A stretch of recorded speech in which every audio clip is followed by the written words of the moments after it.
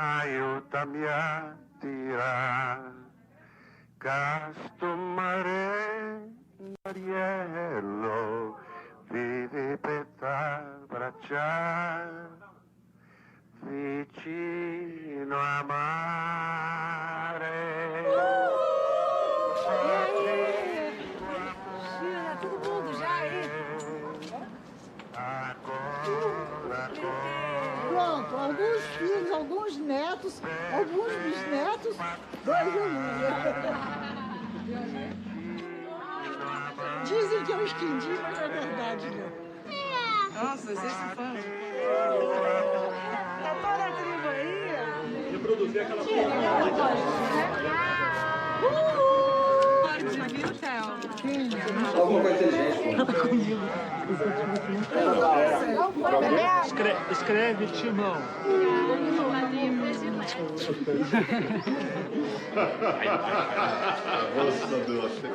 Vai passar a fechar de novo. Você vai na minha casa ver você? E foi muito bonitinho. Meu amor. Deu certo. Não dá pra explicar. Sérgio tá lá com uma viagem agradável.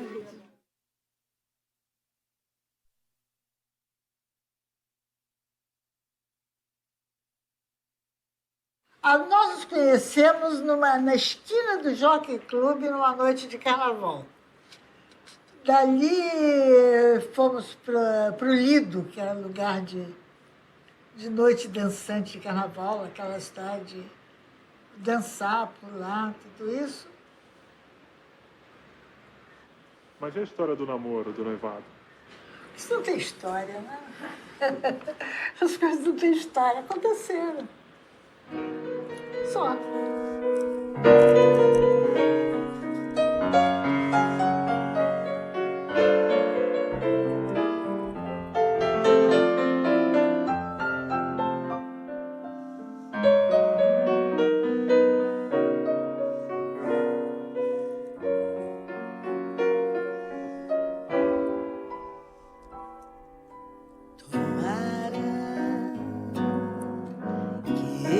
Te encontro um dia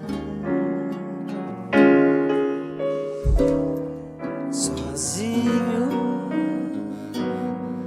cansado de recomeçar. Bom, meu pai adorava contar a história. Eu também gosto de contar a história.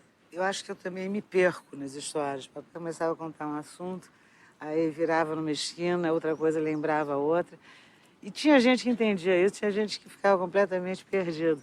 Alguns alunos dele adoravam essa história. E outros ficavam meio assim, aquela falta de objetividade total e flagrante, né? Ele ia dar aula assim também, completamente desligado. Primeira vez que eu pisei numa boate foi quando mamãe foi passar uns dias no Rio e nos deixou lá em casa. Então, babá, papai e tal. E o Vinícius chegou e ligou para o papai. Ele disse, olha, nós estamos aqui no Cave, que era um lugar muito badalado em São Paulo naquele tempo. Aí disse assim, por que você não vem aqui? Já está todo mundo. O papai não resistiu. Ele me levou para lá. Aí o Vinícius achou uma gracinha. Eu consegui, em 3 tempos, estar na frente do microfone, cantar com um playback que tinha as músicas do Orfeu, que eu conhecia muito bem. Aí o pessoal começou a levar a sério, né? Aí apagaram-se as luzes, botaram uma luz na minha cara. Eu tive assim... É isso, ser cantora. Acho que é aí que eu descobri como era bom esse negócio de cantar e mesmo se apresentar. Não tinha combinado o tom, não tinha combinado nada, mas a coisa rolou. E papai ficou assim, ufano, né? Achou o máximo. Naquele amor infeliz, tudo que eu tinha pra dar, você não quis. Pô, Paulinho, você podia arrumar um tom mais fácil. Mas vamos ver, eu aprendo a música. Vai, faz mais uma vez. Isso. Não. Fica bom. Eu acho que é por aí. Como outras vezes eu fiz. Papai disse que a primeira vez que eu me manifestava mesmo foi quando ele cantava aquela música do Braguinha, Tourados em Madrid. Eu conheci uma espanhola que pegava o toró unha. Papai fazia um negócio qualquer apavorante, Mas eu acho que eu devia ficar muito assustada e dizer que eu achava uma graça, que eu me manifestava muito. Lembro também de uma discussão lá se o samba mais antigo era mesmo pelo telefone. Aí papai contava, não, eu conheci Donga, eu conheci esse pessoal todo. Aí alguém, tio Jaime, lembrava de Pé de Anjo. Oi, pé de anjo, és pecador, tens um pé tão grande que és capaz de esmagar Nosso Senhor, uma coisa por aí. E muita música de carnaval. Aí mamãe cantava aquelas mais de... Era tudo assim, mulher que levava porrada, mulher de malandro mesmo, né? Amor é o do malandro, ai meu Deus, amar como ele eu nunca vi. Se ele te bate, é porque gosta de ti, pois bater em quem não se gosta, eu nunca vi. Eu acho que a boemia rolava lá em casa mesmo, né? Acho que a mamãe teve essa coisa de sacar que papai era um tremendo boêmio. Eu acho que talvez antes de eu nascer, mas eles tiveram um período muito curto de boemia lá fora, porque a mamãe é muito católica, disparou a ter filho, nós somos 7. E então a boemia se transferiu lá para casa. Aliás, até hoje, acho que o som que mais me botaria para dormir tranquila é o barulho da máquina de escrever, aquela antiga, né, que fazia aquele barulhinho. Eu costumava dormir com esse barulho. Eu sentia, às vezes, assim, quando o papai estava escrevendo, quando ele estava procurando uma ideia. Então, como um músico procura um acorde, plém, tá aquela... Tantão. Aí vem a ideia, ele... Ele diz, papai encontrou ali a ideia. Você não quis.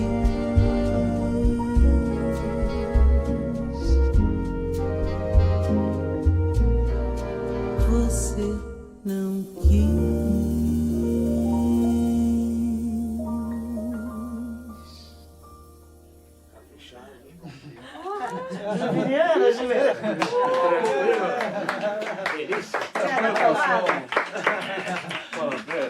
Toma uísque muito bem. Aí Sérgio, quando escrevia, ficava possuído, como se tivesse uma febre, sabe? Não queria ouvir, não queria... Mas isso tudo sentado na poltrona dele. Ia escrevendo, quando já tinha poucas páginas, ia para a máquina e copiava a máquina. Quando não prestava, ia rasgando, jogando no chão. Eu rasgando, jogando no chão. Aí o chão ficava aquele mar de papel amarrotado, né? E quando já tinha assim, um bom número de páginas, passava a máquina. Aí olhava, começava a corrigir tudo, copiava de novo. Já era muito exigente consigo mesma. E assim, aos poucos, é que dava o livro por pronto. Depois de muito papel escrito à mão e rasgado, depois de muito papel passado à máquina e rasgado, aí dava por pronto e mandava para o editor. Irene! Vamos lá, vamos embora, que eu já tô com o saco cheio de dar aula. Vamos lá, vai lá. O meu terno já virou estopa. Eu nem sei mais com que roupa que eu vou pro samba que você me convidou. Com que roupa que eu vou pro samba que você me convidou. A escola de papai, ao contrário, era uma bagunça danada. E os livros não ficavam só no escritório, foram aumentando, foram indo para os corredores. Isso eu estou lembrando da última casa que a gente morou, na Oburi. Papai não queria que ninguém mexesse nos livros.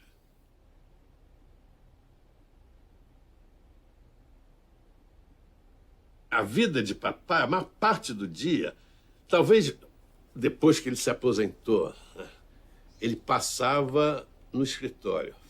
Lá. Escritório mais lendo, eu lembro dele mais lendo do que escrevendo, né? Mas também escrevendo. E mesmo antes de se aposentar também, de noite, o normal era ele lá no escritório, sozinho, onde a gente tinha um acesso meio restrito, é claro, com exceção da Bahia, que era filha queridinha dele. Essa tinha livre entrada. Eu lembro de um colega, uma vez, que passou lá em casa, noite de 24 de dezembro, noite de Natal, viu o papai no escritório e me disse, O Sergito, até na noite de Natal, ele fica lendo o livro. Era isso mesmo, porque ele gostava, era aquele negócio de ler por prazer, de trabalhar por prazer, coisa, né, que é rara, eu acho. Né? Poucas pessoas que conseguem ter o prazer no trabalho como o papai. Quando eu entrei na faculdade de Economia, aos poucos, depois de formado, o papai foi me dando alguns livros de economia que ele tem. Né? Então, eu mostrei. Aqui, por exemplo, isso é livro que eu usei muito, por exemplo, num trabalho recente, a história History of Economic Analysis, de Schumpeter. E está aqui também o livro do Keynes e do Diller, que é sobre a obra do Keynes. E a gente nunca sabia direito quando o papai estava sério ou quando ele estava brincando. Então, às vezes, ele estava sério, zangando com a gente, zangando com a gente, e a gente pensava que ele estava brincando, e aí ele se estourava mais. Né? Aí ele dava uma bronca maior. Né? Irene, João. Oi. Olá. Esse é o meu? Encadernado. João Balalão, cabeça de pão, com muitas lembranças de seu avôzão. Sérgio, 9 de setembro de 1978. Então, esse é o livro que eu ganhei do meu avô. Estou vendo aqui faz muito tempo que eu não revia ele. Tinha 1 mês de idade, 9 de setembro de 78, sou de 19 de agosto de 78. Para a Tereza, que é a minha 13ª edição. Este livro que também é a 13ª edição. Sérgio e Papioto, com 2 P's e Y. Esse aqui é o Raízes do Brasil, que Papioto me deu em... não tem a data, mas deve ter sido em 80, que foi quando eu nasci. Da cena eu lembro. Papioto e papai estavam na sala, lá da Rua Buri, ele devia estar naquela poltrona de couro grandona dele. E aí eu cheguei da escola e dei um beijo na boca dele. E aí ele saiu correndo, gritando pela casa toda, ela me deu um beijo na boca. Esse aqui é o Raízes do Brasil, que o Sérgio escreveu a dedicatória para mim. Porque ele fez uma dedicatória para cada neto, e quando ele escreveu para mim, minha mãe ainda estava grávida, então ele escreveu para o meu 14º neto ou neta. E dizem que foi a última coisa que ele escreveu antes de morrer. Foram 4 dias antes dele morrer, a letra tá trêmula. Eu estava falando desse contraste entre papai zangado e papai brincalhão. Agora, quando eu falo que papai zangado, nem sempre era por motivos assim nobres de trabalho, dele sentir que a gente está atrapalhando o trabalho dele. Né? Às vezes era por coisa infantil, né? Eu lembro um pouco, depois da gente voltar, eu vir morar em São Paulo, de uma vez, naquela época tinha Campeonato Brasileiro de Seleções, né? E eu acho que os paulistas tinham ganho um jogo dos cariocas e veio a molecada toda da vizinhança encher o nosso saco porque a gente era carioca, né? Então a gente respondendo lá da janela, xingando eles xingando a gente, sua mãe é não sei o que, lá. Aí papai veio pra cá e começou a gritar com a gente, puto da vida, com a gente, porque a gente tá falando mal de paulista, a gente tá defendendo os caras. E papai, que não entendia nada de futebol, aí defendendo a molecada contra a gente, né? O negócio de brincar, ele fez parte da vida dele até o fim, né? Dessa mistura do lado sério com o lado brincalhão, né? Tinha um pessoal, Milcha, com os amigos tocando música lá embaixo, e ele, sem saber como se introduzir na turma, ele pegou aquele negócio de chamar boi, entrou assoprando o instrumento lá na sala, e isso introduziu com a turma dessa forma, né? Eu lembro uma vez o papai começou a contar uma história. E aí mamãe corrigiu. Sérgio, você está exagerando muito. O negócio não foi bem assim, foi de outro jeito. Ele vira para a mãe. Mas se eu não exagerar um pouco, a história fica sem graça. Nos últimos dias, últimas semanas de vida dele, que ele perdeu, às vezes, um pouco da lucidez, mas não inteiramente, né? raramente ele descia sozinho a escada lá para baixo. Mas parece que uns 2 dias antes dele morrer, isso me contaram, né? Não, ele desceu sozinho, chegou lá embaixo, gritou, Vitória! 2 dias depois ele morreu. E já está muito mal, né? A última coisa que ele escreveu, acho que a Irene mostrou, o livro, a dedicatória para papai. Papai morreu dia 24. Dia 20 foi meu aniversário, né? A gente sabia que a mãe dela estava esperando a Irene. E até quando, uma vez que a mamãe me ligou, que papai tinha voltado do médico, o médico não deu muitas esperanças, né, com uma notícia chata, ainda falei, mas então fala para ele uma notícia boa, né, que ele vai... Ok.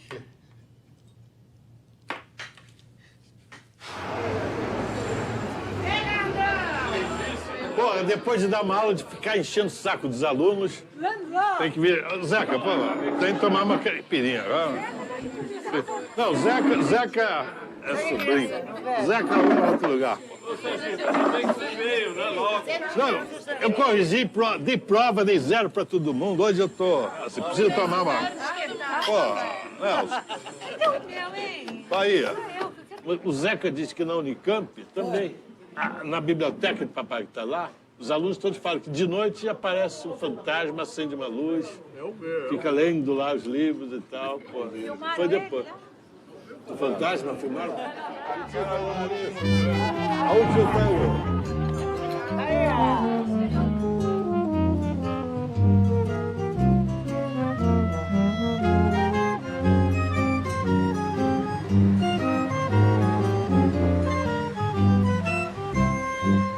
Bom, roteiro sentimental. Aqui foi nossa primeira casa depois de casada. Esse primeiro andar tinha a sala, o quarto na janela, aqui uma sacada.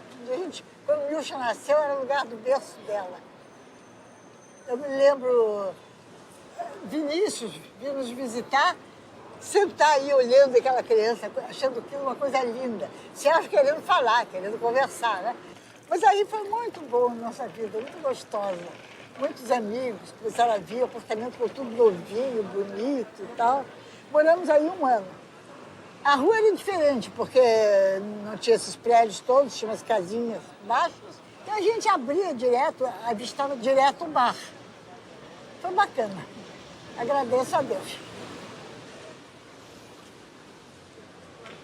Saiu direito? Saiu? Puxa, esse prédio, gostei daqui. Eu era mocinha. 3 filhos, Celso trabalhou muito aqui. Foi um bom pedaço da nossa vida.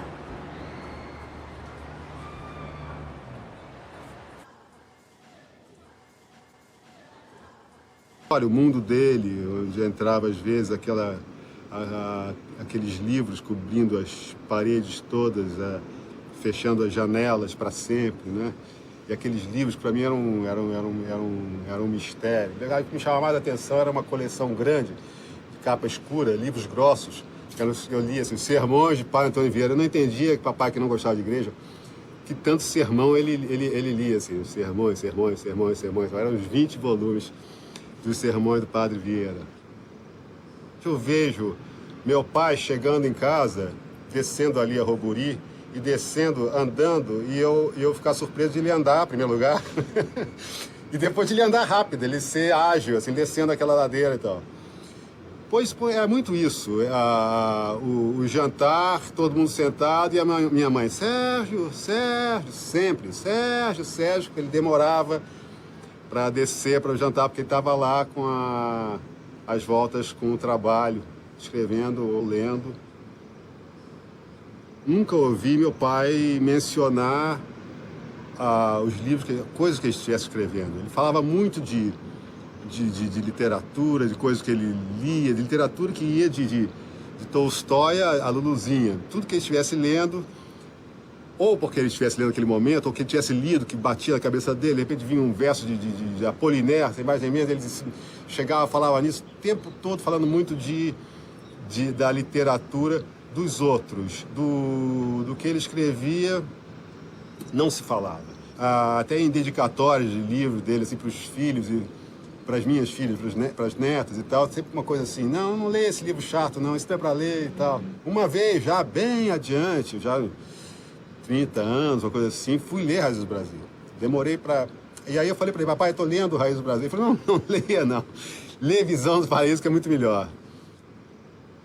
Essa lembrança minha de Rua Doc Lobo, essa primeira lembrança de São Paulo, está misturada com certo medo mesmo, meu pai. Eu tinha medo, porque, quer dizer, por isso também eu me lembro mais da rua, do futebol de rua que a gente jogava ali na Doc Lobo, naquela ruazinha Taiarana, aquela de terra e tal, aquela coisa. E chegar em casa, às vezes você chegava em casa no embalo da rua e gritando, e como se estivesse jogando bola ainda, e de repente, papai, que era de rara, ele não era de dar bronca não, de vez em quando ele explodia, né? Aí descia daquele escritório e descia aquelas escadas e você sabia que vinha, que o tempo ia fechar. O papai não gostava muito de criança, não. Ele gostava, acho, das meninas, gostava da beleza das meninas e, vamos dizer, da inteligência dos filhos. Criança, ele não dava muita importância, não, achava muita graça em filho pequeno. Então, é claro que quando ele percebeu algum sinal de inteligência no filho, ele tinha mais interesse em que a gente entrasse, chegasse ao escritório e tal. Quer dizer, eu comecei a ter acesso ao escritório do meu pai depois dos meus 20 anos. Antes disso, não chegava perto. Passava de longe, às vezes via aquela pessoa com os óculos na testa e ia embora.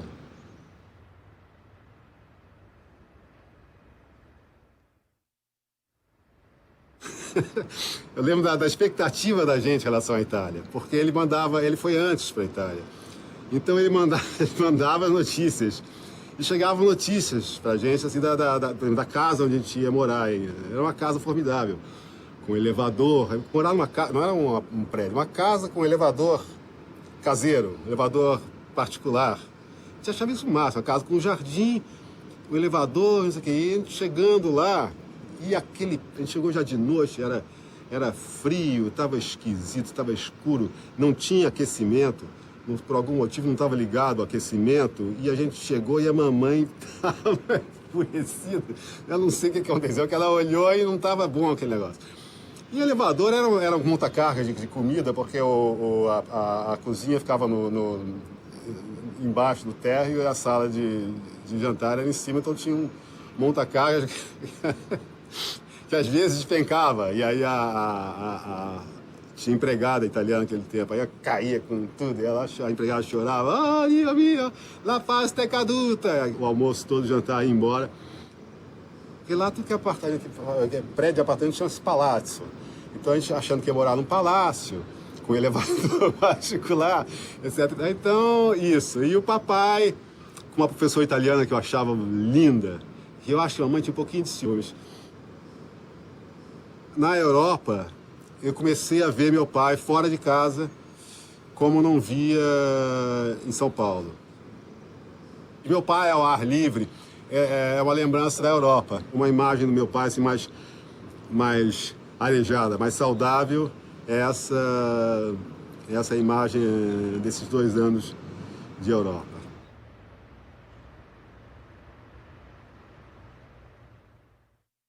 Eu acho que eu comecei a escrever era meu passe para ser admitido no escritório. Então eu comecei a escrever umas coisas e tal, e eu entregava lá, saía, ficava morrendo de medo e tal, e ele lia a série, botava os óculos na testa, lia, depois me chamava e fazia, você tem que ler mais, isso aqui, em todo caso, tem uma coisa aqui muito boa, fazia observação para não me desanimar, e ao mesmo tempo você podia ler isso, podia ler aquilo, dava umas dicas.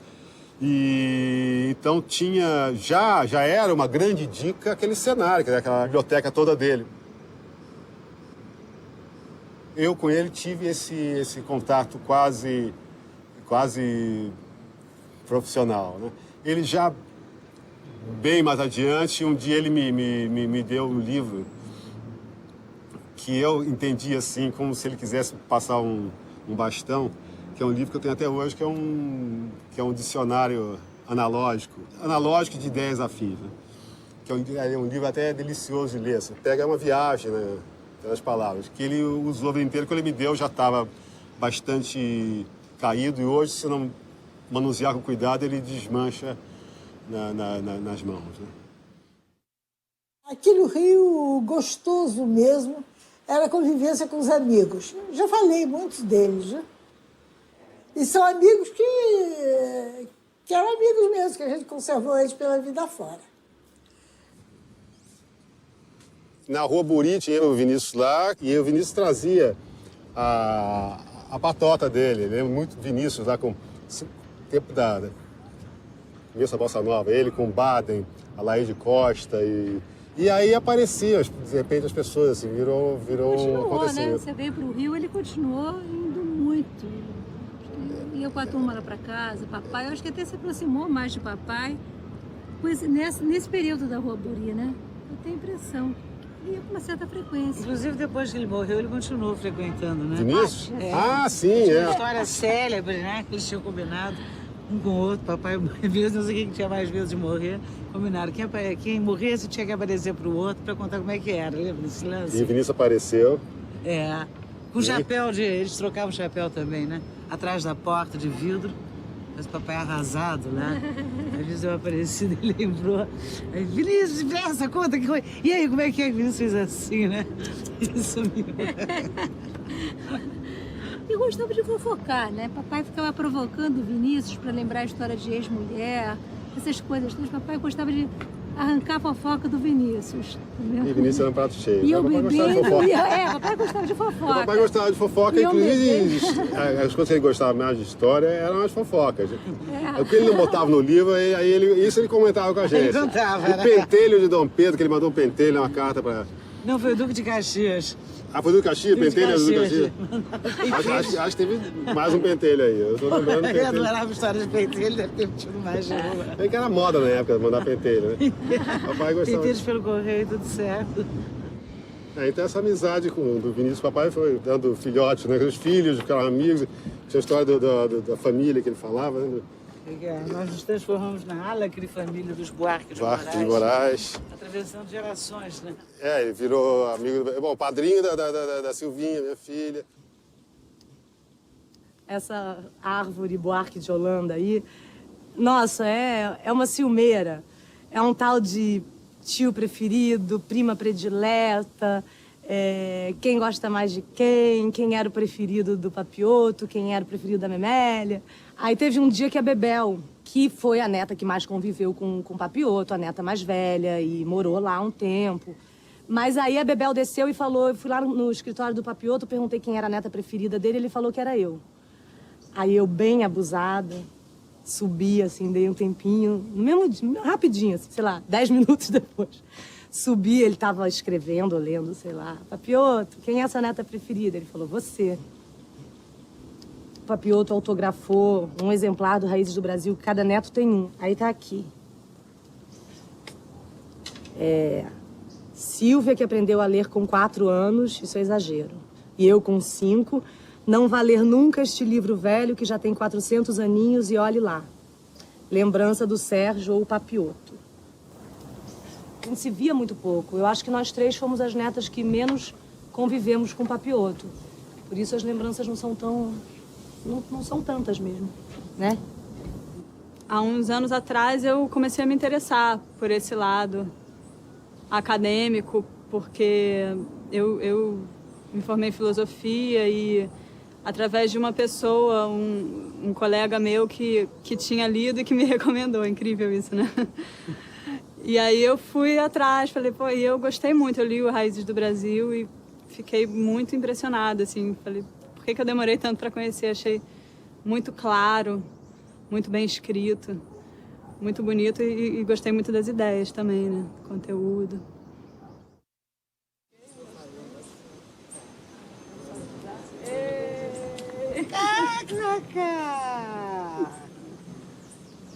Eu me lembro na casa da Rua Buri, quando reunia todos os netos, geralmente tinha muitas crianças juntas, e que ele gostava muito de mostrar a biblioteca aquele bando de livro, tudo bagunçado, empilhado, mas que ele sabia exatamente o que estava onde, e ele gostava muito de mostrar, e tinha a máquina do microfilme.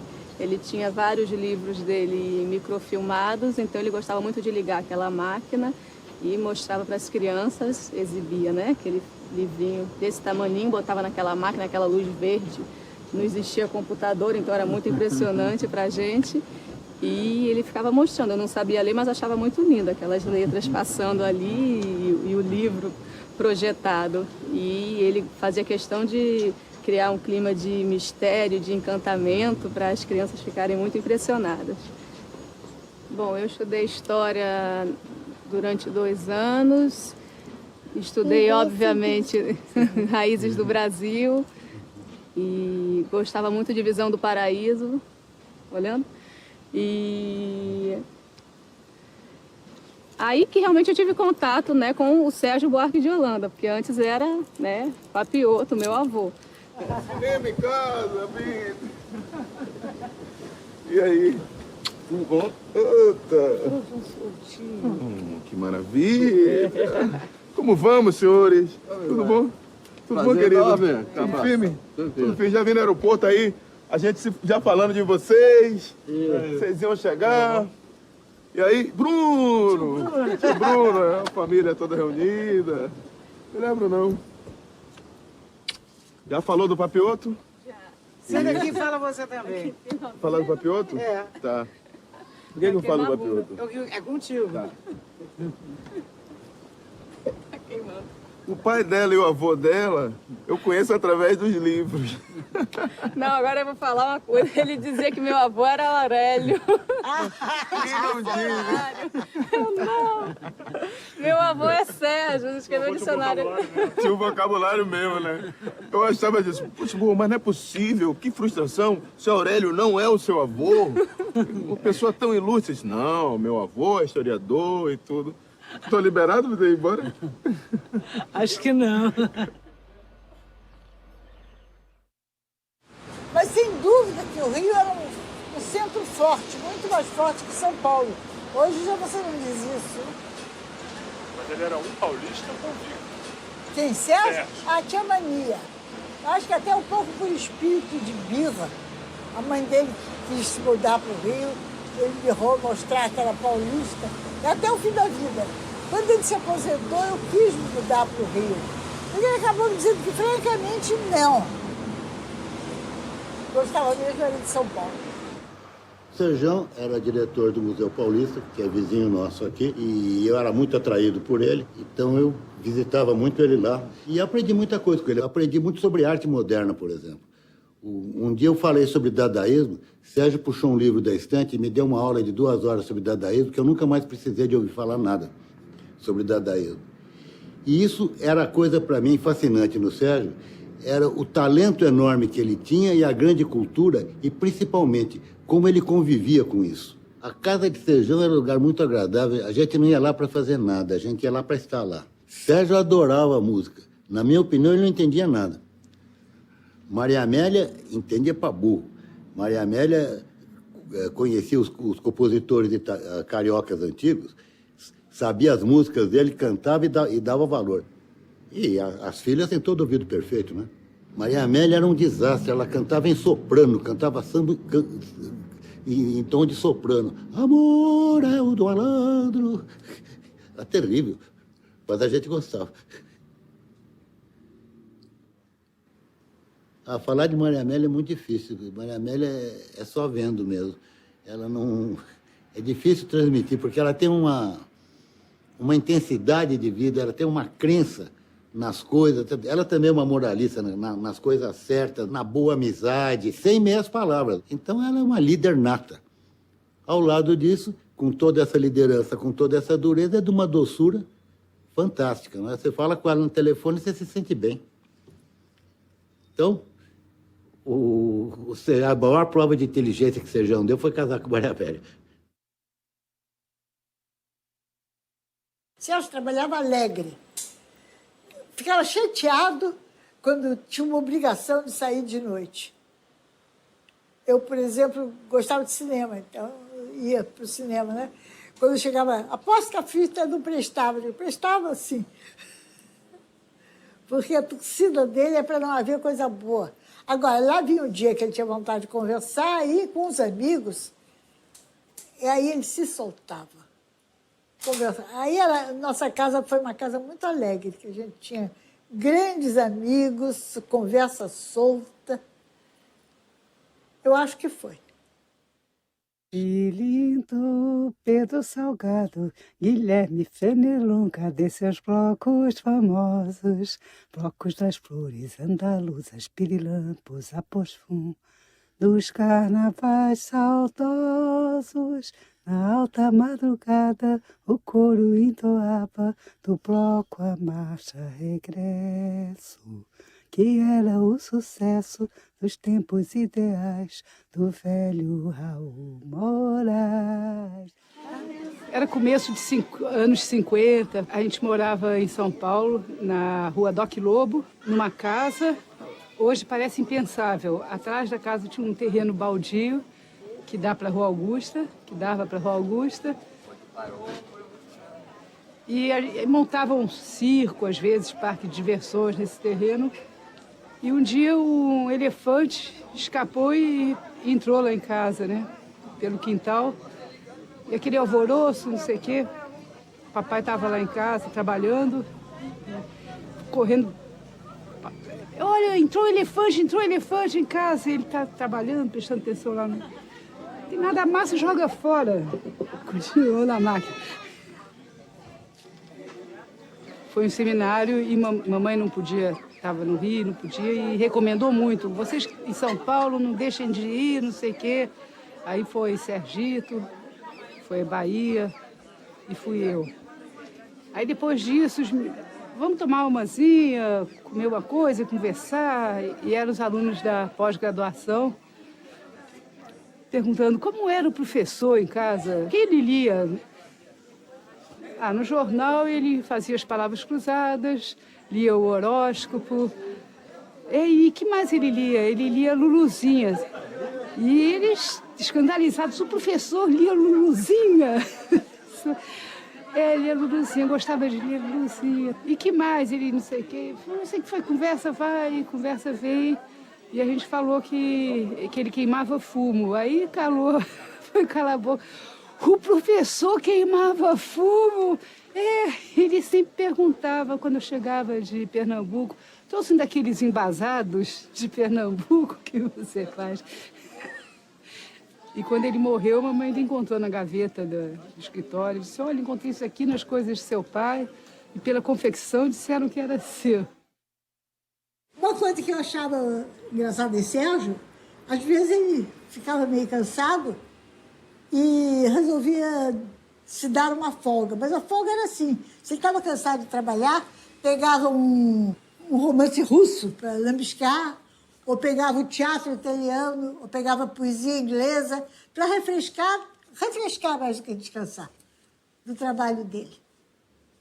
Realmente, ao lado do Sérgio, que eu achei mais bonito da vida foi essa capacidade, esse entusiasmo no trabalho.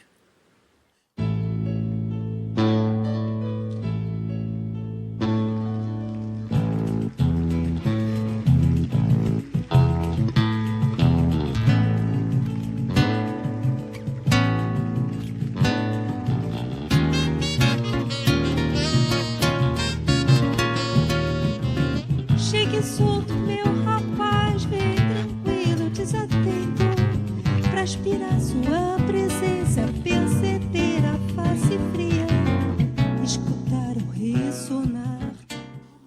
Eu me lembro só que ele contava uma história que eu nasci, vim trazida numa cestinha, toda de seda, com lençóis de seda e fitinhas, os passarinhos iam trazendo e ia cantando uma música. Talvez eu fosse um pouco mimada.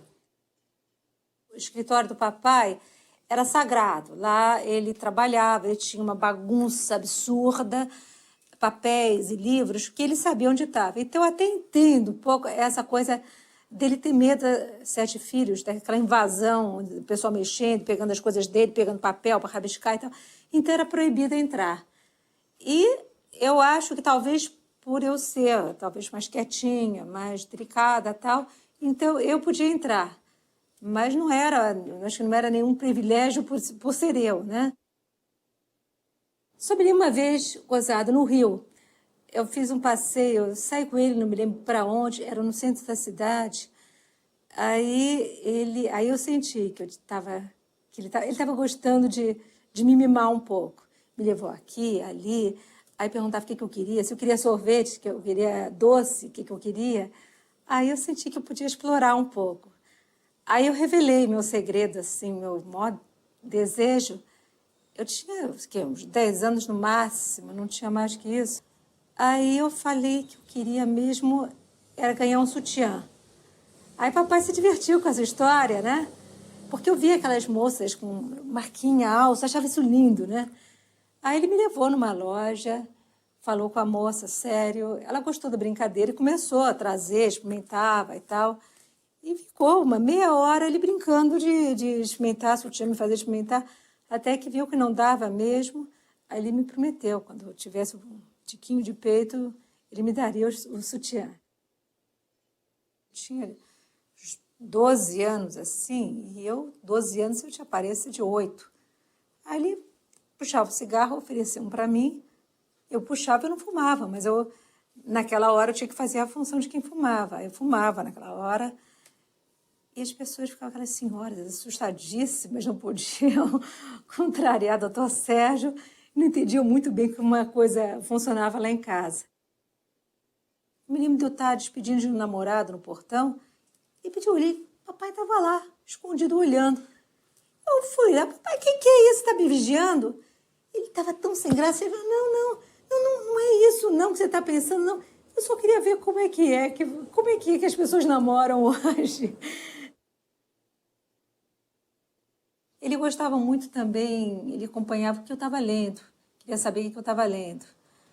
Então, eu me lembro uma vez, quando eu peguei Grande Sertão Veredas, ele é apaixonado por Grande Sertão, né? Então, a alegria dele ver que eu estava lendo, aquele livrão enorme, fui lendo devagar. Aí ele entrava no quarto, cada 2 horas, tirava o livro de mim, via que página não estava, ia para frente, para trás, levantava o óculos, examinava, devolvia. Isso toda hora. Papai, não aconteceu nada ainda, que aí o negócio vai, né? Devagar. Aí uma hora ele não aguentou e falou assim, mas você já chegou no pedaço que descobre que o Diadorinha é Diadorinha? Aí eu quase joguei o livro na cabeça dele, né? Porque uma semana antes de morrer, ele estava muito fraco, ele já estava confundindo muitas coisas, não reconhecia as pessoas direito, ou não sabia, falava zania, mas não estava muito prestando atenção, não conversava muito mais. E aí, um momento, passou mamãe. Aí ele viu e falou, Zanoquinha, eu não teria feito nada do que eu fiz, tudo que eu fiz, tudo que eu escrevi, tudo que eu fiz, foi sua mãe que estava junto, foi por causa de sua mãe. Ela que me ajudou em tudo, desde Raízes do Brasil. Eu devo tudo isso a ela. E ela não percebeu nada, mas eu acho que ele estava com uma certa necessidade de falar o que todos nós sabíamos, todo mundo sabia, todo mundo dizia que mamãe que estava as condições, que mamãe cuidava de tudo para ele trabalhar e tal. Mas ele queria dizer, ele queria dar esse testemunho, ele queria fazer essa declaração, deixar isso registrado da parte dele, reconhecendo que foi mamãe, a ela que ele devia tudo. Mesmo no final de vida, o prazer do Sérgio era trabalhar. Meu Deus, na última noite, eu me lembro que o Maria do Carmo ajudou ele a ir do escritório para a cama. Ele já cambaleando, às vezes ia sentado na cadeira. O Maria do Carmo precisou amparar para ele passar da cadeira para a cama, né? Mas trabalhando, insistindo ainda no trabalho. E uma dessas vezes, ele estava lá rodando, mexendo nos livros, mas pegava, aí ele já estava muito cansado, pegava um livro, largava, pegava outro. E aí é que ele falou que seria muito bom se a história do Brasil pudesse ser escrita, não do ponto de vista dos dirigentes, digamos, dos governantes, mas do ponto de vista dos governados, dos pobres, dos desfavorecidos, né? O Brasil olhado, fotografado, se a gente pode dizer fotografado, é de baixo para cima, de dentro para fora. Seria, mas, claro, aí precisaria uma equipe, precisaria tempo, tudo que ele não teve mais. Mas seria uma beleza, eu também acho. Vocês não acham? Pelo menos ficou um plano, para quem quiser aproveitar. Eu estava lembrando dessa fogueira de livro que tinha lá. Olha o meu filho, o Theo, aqui, ó. O mais novo, bisneto. E era fogueira de livro, né? De livro que já não prestava mais. Aí ela brigava com o Papioto e fazia uma fogueira, né? Eu me lembro de quando chegava no escritório e abria a porta, era uma coisa engraçada, porque ele falava, oi, Papioto, oi. Ele falava, oi, Helena chegou, a Lelê chegou. Eu, não, Papioto, não é Lelê, sou eu, Rutinha, você não lembra de mim? Não, eu lembro, você é Lelê, olha o cabelo. Ele passava a mão no cabelo. Não, Papioto, quando, quer dizer, isso ficava horas, assim, até quando tava aquele milésimo de começar a chorar, chegava a minha mãe e falava, Sérgio, deixa a menina, para de implicar, não sei o quê. Me lembro dessa coisa brincalhona deles. E eu acho que ele nunca não teria problema com modernidade, nada, não, porque eu me lembro que ele acho que foi uma das primeiras máquinas que eu vi, uma máquina elétrica de escrever, foi dele, assim, logo surgiu, assim, não via muito, ele já tinha dele, então eu acho que ele já estaria com um computador de última geração hoje em dia, né? Para Ruth ler, se puder, depois de fazer 40 anos, a idade que tem hoje, esse livro velho, de Sérgio Buarque de Holanda, 11 de julho de 1978. Sérgio nunca foi assim um sujeito muito ativo, de ir pra rua, jogar bomba e tal, né? Mas convictamente contra a ditadura sempre. Primeiro contra o Getúlio, e as coisas depois viraram para pior. E ele aí sempre tomou uma posição liberal, uma posição avançada. Ficou entusiasmado com a fundação do PT. Disse, as coisas estão melhorando, as coisas estão melhorando. Pediu aposentadoria quando os companheiros foram aposentados.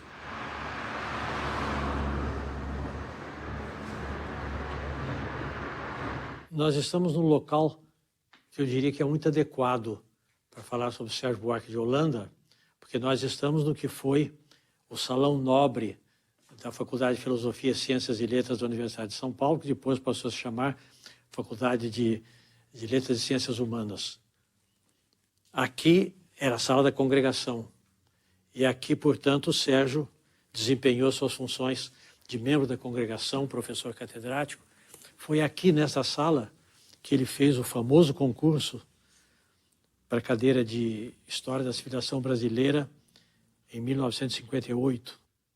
Que o Sérgio era uma espécie de conjunto muito complexo que uma coisa negava a outra. Ele era, por exemplo, um erudito extraordinário e muito inclinado à molecagem. Ele era um camarada de uma seriedade intelectual fora do comum e um gozador de marca maior. Ele, numa reunião assim, por exemplo, reunião universitária, ele se saía com as coisas mais inesperadas. Ele era muito consciente vamos dizer, do dever do intelectual, do ângulo da seriedade, e, ao mesmo tempo, ele guardou toda aquela qualidade dos modernistas de 1922. Ele foi um homem formado na atmosfera da Semana de Arte Moderna. De modo que ele guardou sempre a molecagem, a gozação, a brincadeira, porque o que os modernistas ensinaram à literatura brasileira, que a pessoa, para ser sério, não precisa ser trombudo. A seriedade está ligada à alegria. Ele conhecia a literatura inglesa, italiana, alemã, francesa, de modo que é preciso ter em mente esse traço, a combinação do imenso erudito com a criatura alegre, inconformada, não convencional.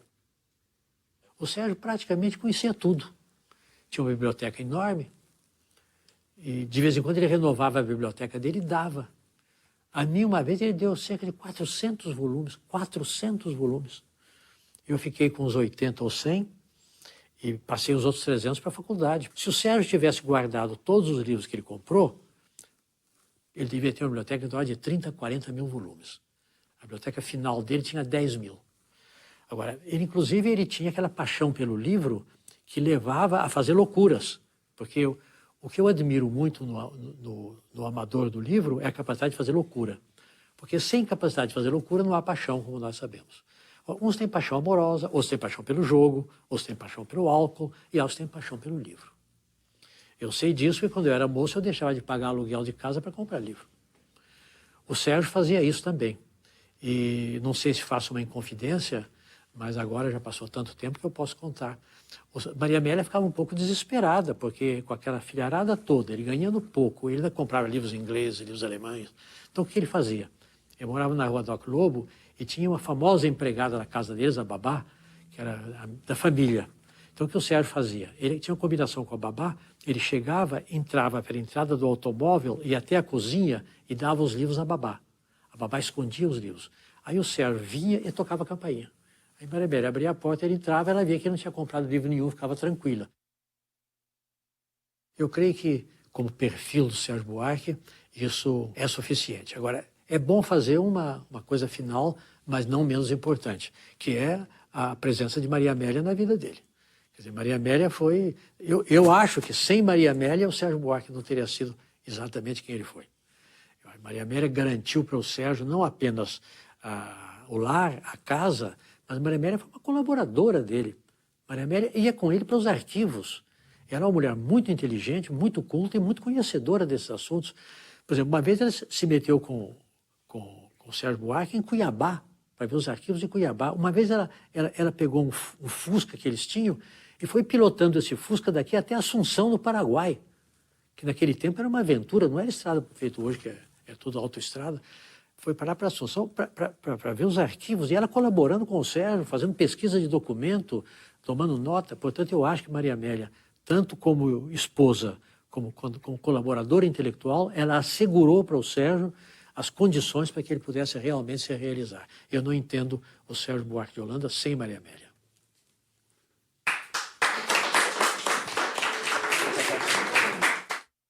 Todos lá em casa foram anticonvencionais. Nunca se mentiu lá em casa. Discutia-se às vezes, mas mentira não. Cada um tinha seus amigos, seu modo de vida. Lá em casa eu acho que vocês eram muito independentes um do outro, nesse sentido. Ninguém tentava convencer o outro de ser Flamengo, Botafogo. Certas coisas para que a gente não dava mesmo valor. Por exemplo, ser granfino, né? Quando a natureza se aborrece, toda a beleza da terra desaparece. Até parece brinquedo que dizia a carta: filhinho, você vem cedo, a sua ausência me mata. Por isso não vou brigar, prefiro a separação. E a mim não interessa a justificação. Você agora tentando me pagiando, chorando, se lastimando, feito um bobalhão. Fique sabendo, não lhe dou confiança, vá perdendo a esperança e vá lamber sabão. Comigo não, olha o Paulão.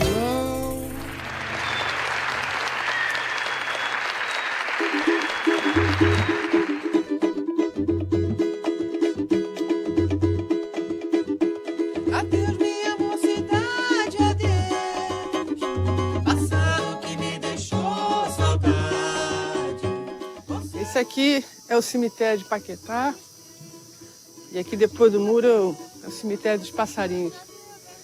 E até é meio maldade fazer isso aqui. No cemitério que papai tinha pavor de morte. E uma vez foi uma criatura foi elencada para oferecer uma sepultura a vender. Um cemitério muito bonito, com muita paz, muita árvore. Tá?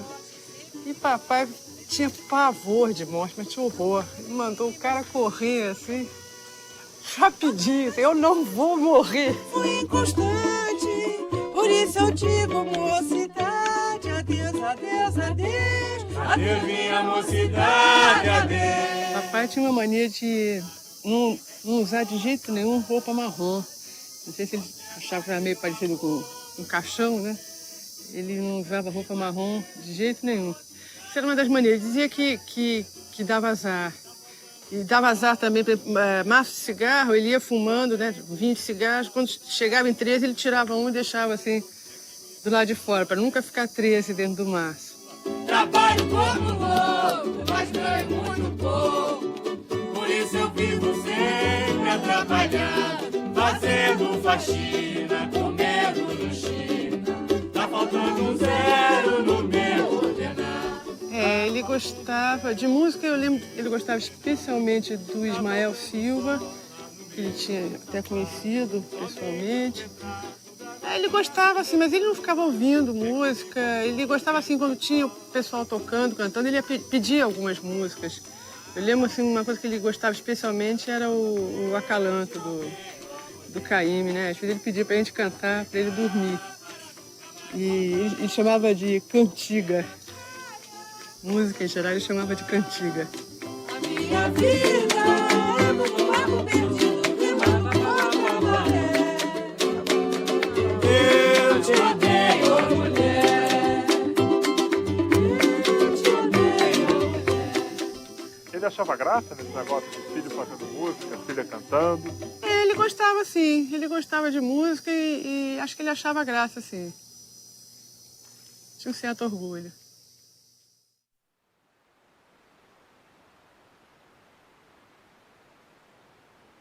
Essa aqui foi uma das grandes paixões do meu avô. Uma biblioteca que ele foi construindo ao longo de toda a vida. Quer dizer, nas viagens, nas andanças pelas livrarias e sebos, principalmente em São Paulo.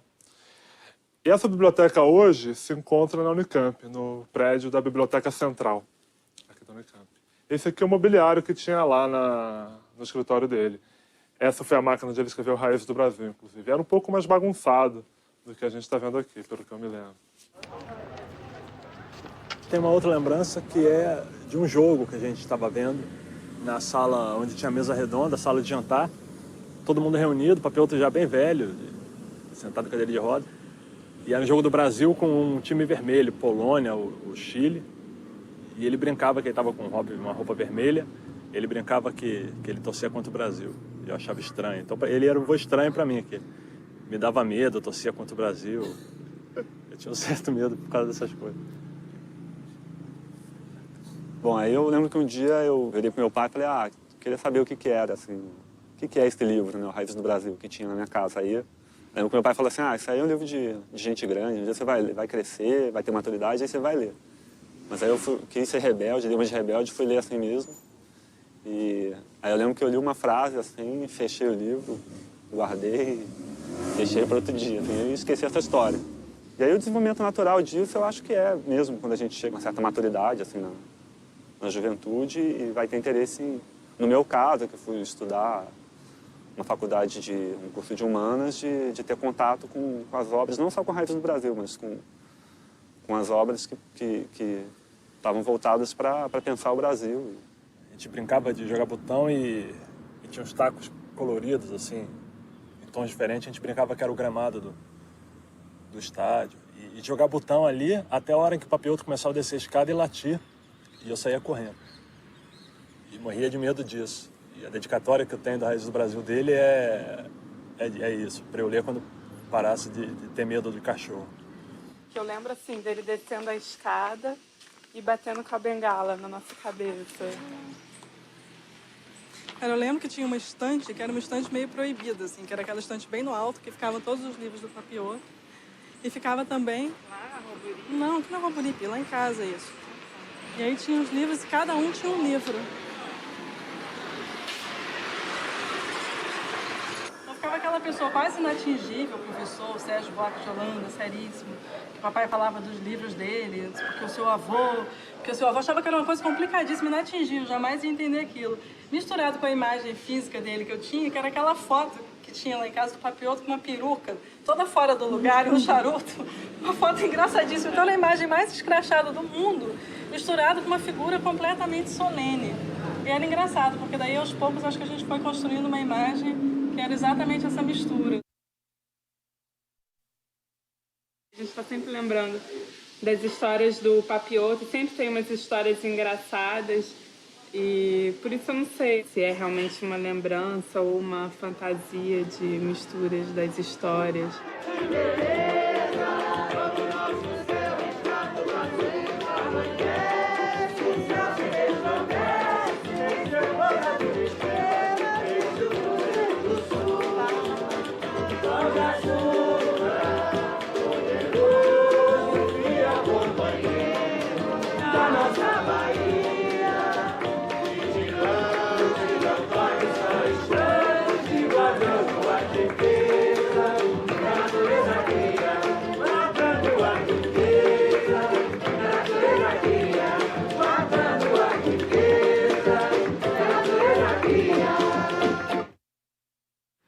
A gente não dá valor a convenções muito.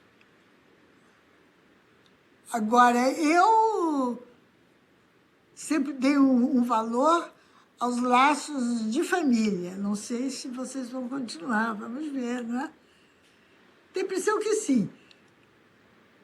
Acho que Sérgio não sabia, ele não se comunicava muito com os filhos, mas ele teve muita influência na vida da família, e até hoje eu sinto que teve. Espero que chegue até os bisnetos isso.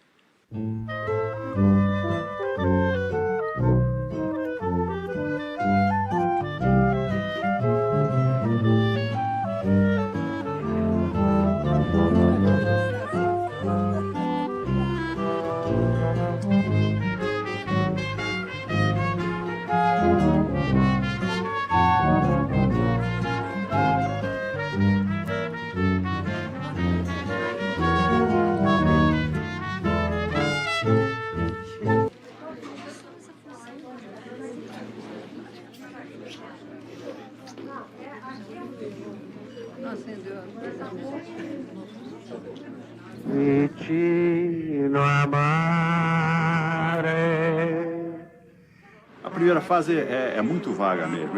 Eu fiquei até 4 anos lá. Eu vim para São Paulo, se não estou enganado, em março de 46. Eu sou de janeiro de 42. Ele contava uma coisa que eu achava o máximo, que ele era um cara que consertava ônibus, né? Achava isso, em termos de profissão, a filha falou, porque eu ficava numa ponta desse apartamento, na sacada, é grande ali. Ali hoje foi construído em cima, então não vai dar para ter uma ideia. Eu ficava esperando o ônibus e saía correndo quando ele passava para ver se chegava antes. É claro, até chegar e olhar lá embaixo não dava muito. Então tinha essas coisas. E essa admiração, porque ele saía de casa, não sabia o que ele ia fazer, e eu tinha essa imagem dele, consertando o ônibus. Era o fino, né? Talvez até nessa fase eu tenha conversado mais com meu pai, nessa fase dos 4, 5 anos, do que meus irmãos mais velhos. Eu não sei, não vou afirmar isso com certeza, mas é provável. Mas foi uma fase ali de 3, 4 anos que eu disse depois, ao longo do que veio depois, eu fui um pouco cobrado por isso. Nós passamos 2 anos na Itália. Meu pai, por exemplo, cinema, ele não era muito de cinema. Ele, acho que em função de fumar, se bem em Roma, eu acho que podia fumar durante a sessão de cinema. Ele ia, mas uma vez ele veio e impôs um filme pra gente. Esse filme vocês vão ter que ver, não sei o quê. Era um filme que chamava-se Il Magnifico Scherzo, até hoje me lembro. E nós queríamos ver, era filme de aventuras, de guerra, de cowboy. Mas meu pai fez questão que nós víssemos esse filme, o Magnifico Scherzo, que por sinal foi um dos filmes, dos primeiros filmes da Marilyn Monroe. Não é nenhuma grande obra, foi um filme se não me engano, do Howard Hawks. No Brasil chamou-se, acho que o inventor da mocidade. Mas então, cinema foi assim, um tópico. Literatura aí foi mais tarde, aí na época ele não colocou muita coisa. Aí já foi depois que nós voltamos ao Brasil. Foi muito, por exemplo, o Grande Sertão Veredas, coisa assim. Ele não pediu para ler Sagarana, Corpo de Baile, coisa mais simples. Ele pegou logo no mais difícil, né? Porque meu pai, ele tinha aquela coisa, ele trabalhava, se fechava no trabalho, tudo, mas ele não gostava muito de fechar a porta, né? Eu acho que era uma coisa de saber o que está acontecendo, mas ele queria saber o que estava acontecendo, mas não gostava, acho que não gostava que o barulho fosse invadir o local de trabalho dele. Então a gente queria ouvir música, queria falar, queria tudo, e às vezes a coisa pesava para o nosso lado, ele não gostava muito, não. Ele não conversava muito com a gente assuntos mais sérios, ele quase sempre levava a brincadeira. Uma vez ou outra puxava um assunto sério, mas não era assim muito... Eu acho que ele só levou a gente mais a sério depois dos 20 anos, uma coisa assim. Às vezes, eu não sabia como é que ele conseguia, né? Ele tinha o Caldas Aulete, tinha uns outros dicionários, o Caldas Aulete, acho que eram 5 volumes, e me despertava a curiosidade de perguntar uma determinada palavra, ele disse, essa palavra está ali no dicionário, pode olhar no Caldas Aulete, está depois da palavra tal e antes da palavra tal. Eu, pô, vai ver que é. E olhava, às vezes, batia mesmo, ele encaixava bem. O que está escrito? Mas isso... Não vou dizer que ele fazia frequentemente, fez uma vez ou outra e eu parava. Poxa, mas como é que ele, o Caldas Aulete, 5 volumes, ele sabe exatamente onde está aquela palavra. Mas às vezes ele chutava também, mas às vezes ele acertava na mosca, assim. Se bem que ele era desligado, né? Eu lembro, uma vez eu fui para Manaus e fui um mês viajando, né? Uma coisa assim. Eu me despedi dele direitinho e fui embora, né? Contam aqui, o pessoal conta. Pode ser lenda também. Né? Conta que 15 ou 20 dias depois, ele uma hora estava almoçando, jantando, alguma coisa, ele, pô, o Álvaro não tem aparecido, né? Quer dizer, eu me despedia, tal, ia embora, tal. Ele não estava muito, acho que ele não estava muito ligado nessas coisas. Sempre que bebia um pouco a mais, ficava um pouco alegre, ele destravava o alemão, não sei muito, eu tenho a impressão que ele, antes de ir para a Alemanha, ele era mais era mais sossegado, acho que a boemia mesmo ele conheceu naquela fase. Ele já teria 20, 27, 28 anos. E qualquer coisa que ele ficava mais alegre, começava a cantar em alemão, muito desafinado, né? Estamos aí. Vamos pegar a geladinha agora?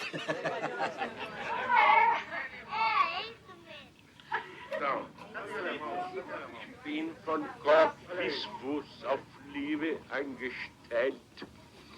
Denn das ist meine Welt und sonst gar nicht. Das ist, was soll ich machen? Mal eine Natur. Ich kann halt leben nur und sonst gar nicht. Meine Ruhen schwören mich wie Moten um das Licht. Und wenn sie sich verbrennen, ja dafür kann ich nicht.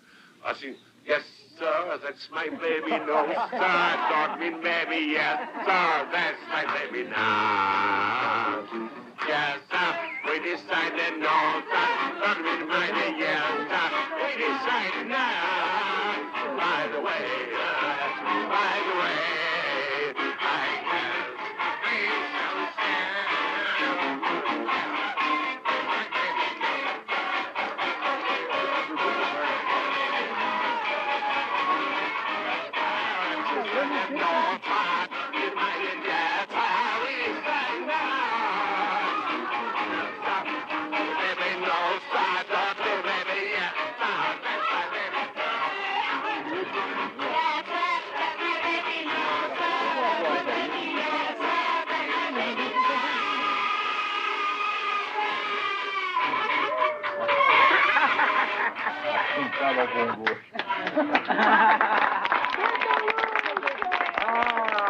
E vem cá, ó, tô cantando pra você, ó. Cá, cá, cá, cá, para de chorar. Cá, cá, cá, cá, para de chorar. Quer sentar aqui com a tia Bel? Quer? Quer? Aqui? Pra falar do Papioto? Então tá bom, então vamos nessa. Bom, ele virou, sei lá, ele era uma mistura de pai, irmão mais velho. Eu não sei o que o Papioto era pra mim. E principalmente porque ele tinha essa mania de dizer que eu era a avó dele, pra começar com tudo. Que me deixava louca de ódio, né? Porque falava, como? Não fala isso na frente das pessoas. Aquela paranoia, né? De querer ser certinha, né? Então, bom, a escola, Memélia sempre ia me levar. Às vezes, Papioto ia junto. Quando a gente parava no trânsito, já de São Paulo, ele parava no sinal, tinha um carro do lado, virava... Oi, você sabia que essa menina aqui atrás é minha avó? Eu, não! Ele me afundava debaixo do carro. Como você faz isso comigo, Papioto? Aí ele ficava mais engraçado. Aí começava uma briga, Memélia revoltada, não sei o quê. Mas assim, várias vezes ele fez isso. Até uma vez que Memélia conta que ela parou o carro, falou, vocês dois pra fora. Ou então, se vocês não pararem de brigar agora, eu vou botar vocês dois pra fora, porque assim não é possível. E Papioto, né? para explicar também. Eu não sei como é que foi direito, mas eu não sei se eu apelidei ele já em Nova York ou no México, acho que foi no México. Como eu chamava o papai de Papi, era Papi Otto, outro papai, Papi Otto. Ele assinava P-A-P-P-Y-O-T-T-O.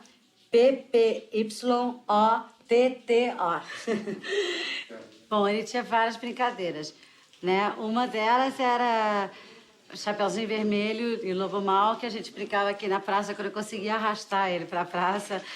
Aí tinha aquela árvore ali que nem... não tem mais a árvore. Aí eu era o lobo e ele era Chapeuzinho. E ele adorava, não tinha o menor problema, e ele era maravilhoso e fugia de mim. Papi Otto, acho que foi um avô de verdade mesmo. Acho que eu tive muita sorte. Não conheci praticamente meus avós paternos, mas tive em dobro avô paterno e avô materno. Eu não vou chorar porque não fica nem bem. Mas né, coisa de filha praticamente. E Memélia, quando falava comigo, falava sempre seu pai. Ela nunca falava Papi Otto, né? Seu avô, era seu pai. Então, era filha.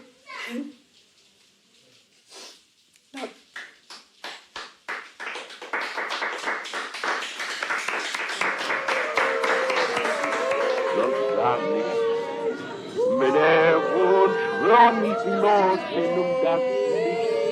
Und wenn's geht verbrennen, ja, da fühlt I think, yes, sir, that's my baby. No, sir, don't mean maybe. Yes, sir, that's my baby now. Yes, sir, we decided. No, sir, don't mean maybe. Yes, sir, we decided now.